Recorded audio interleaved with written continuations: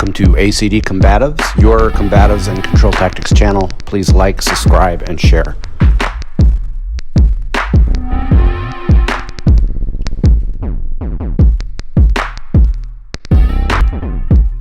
Hey guys, Coach Kurt. So I was talking to a friend like a week or two ago and brought up infrared therapy, sauna use.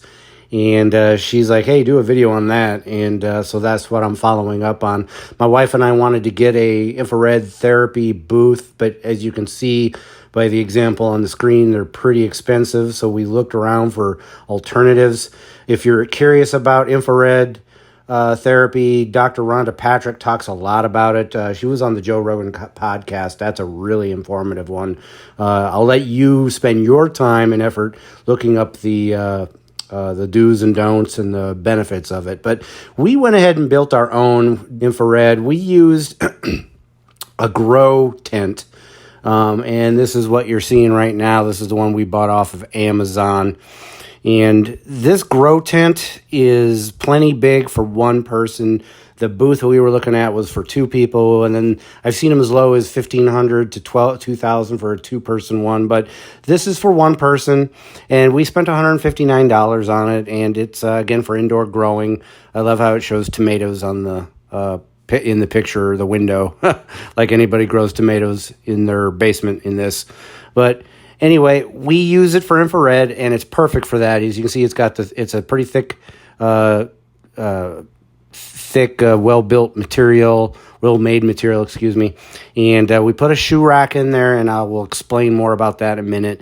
And we put the infrared lights in, and again, I will explain that and show you how much they cost and so forth. But we just used a power strip, plugged in 6 250-watt infrared lights, and hung them strategically through in the tent. And we've experimented with that some, but this is pretty much the end result. And we made our own infrared booth for infrared therapy.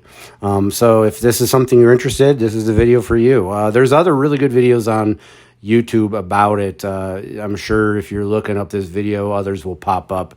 But the wife came up with the idea, and she bought the products. She bought these lamps that you see really popular, like in automotive, where you'll clamp it.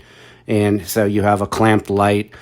We bought these here. We bought 6 of these, and they're designed to take 250 watt up to 250 watt bulbs.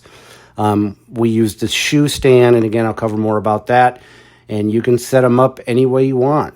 And the last time I checked, it got up to about 145 degrees in the tent, and I spent about 25 minutes.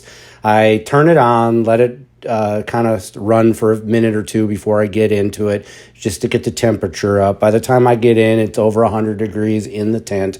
And again, I spend about 25 minutes in the tent.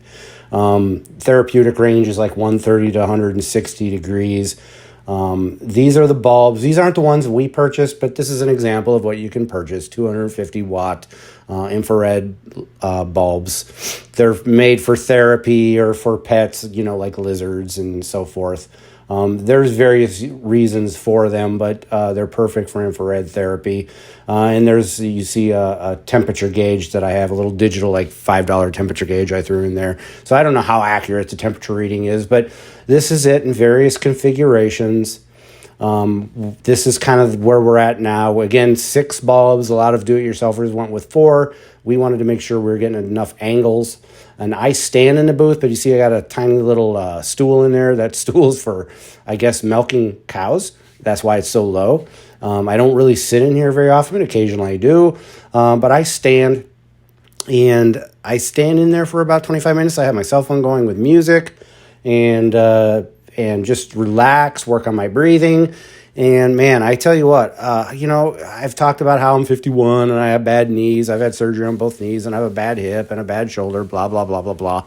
This and the hot tub really helps. A lot of times I'll get out of this after 25 minutes and go sit in the hot tub for an extra 10 minutes, almost to cool down. Because like I said, it gets to like 145 degrees last time I checked. I'm sure it gets hotter. The longer you stay in, the hotter it gets.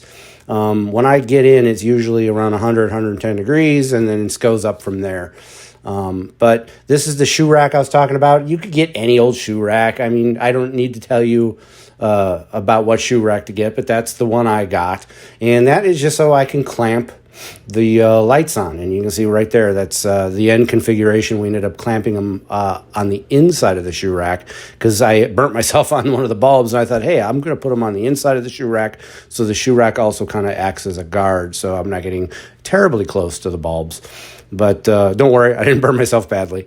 But this is it right here. I mean, it's in a nutshell, that's how it's done. If you have any questions, send me an email, call me, what have you. All right, everybody, take care, stay safe, like, subscribe, and share, and have a great day. Let's roll. Hey, let's be careful out.